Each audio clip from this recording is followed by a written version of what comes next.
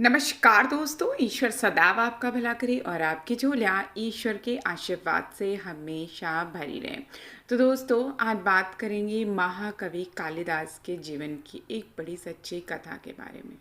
एक बार की बात है कि महाकवि कालिदास बहुत जब प्रसिद्ध हो जाते हैं तो उन्हें अपनी विद्वता पे बहुत अहंकार हो जाता है, क्योंकि लोग उनका सम्मान करने लगते हैं, उनका नाम, उनका गुणगान होने लगता है।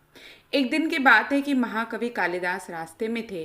प्यास लगती है तो वहां उन्हें रास्ते में एक पनिहारिन पानी भर रही थी। कालिदास बोले, हे माते, पानी पिला दीजिए, बड़ा पुण्य होगा। पनिहारिन बोली, बेटा, मैं तुम्हें जानती नहीं, अपना परिचय दो, मैं पानी पिला दूंगी। कालिदास ने कहा, मैं तो मेहमान हूँ, कृपया पानी पिला दे। पनिहारिन बोली, तुम मेहमान कैसे हो सकते हो? संसार में तो दो ही मेहमान हैं, पहला धन और दूसरा यौवन। इन्हें जाने में समय नहीं लगता, तो सत्य बताओ, कौन हो तुम? अब तर्क से पराजित कालिदास अवाक रह गए। कालिदास बोले, मैं सहनशील हूँ, अब तो आप पानी पिला दें।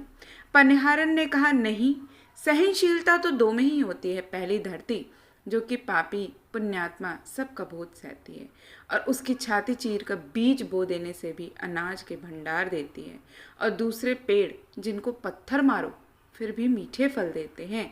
तो तुम सहनशील तो नहीं हो, सच बताओ तुम कौन हो? अब तो कालिदास मूर्छा की स्थिति में आ गए और तर्क वितर्क से झल्ला उठे और कालिदास बोल बैठे, मैं हठी हूँ।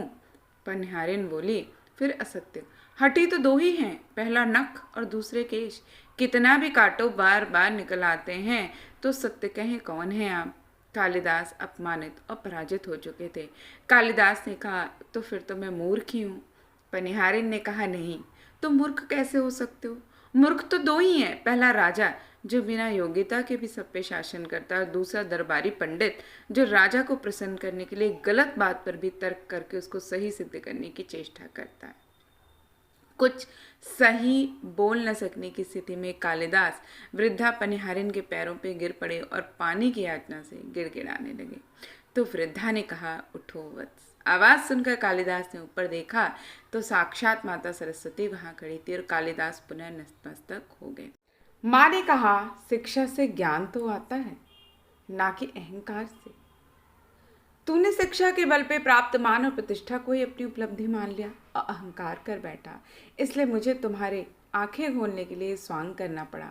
फिर कालिदास को अपनी गलती समझ में आई और उस दिन भरपेट पानी पीने के बाद उन्होंने एक प्रतिज्ञा की कि विद्या से मिले हुए ज्ञान पर कभी भी अहंकार नहीं करना है।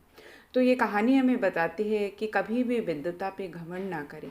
घमंड विद्वता को नष्ट कर देती है, तब विद्वान नहीं विद्यावान बने। दो चीज़ों को कभी भी व्यर्थ नहीं देना चाहिए, पहला तो अन्न के कण और आनंद के क्षण और प्रभु की भक्ति। तो दोस्तों, आशा करती हूँ ये छोटी सी कहानी आपको पसंद आई होगी। ऐसी ही रोचक जानकारियों के लिए, कहानियों के लिए कृपया आप हमारे चैनल को लाइक करें, सब्सक्राइब करें और शेयर करना ना भूलें। तो फिर मिलते हैं, तब तक के लिए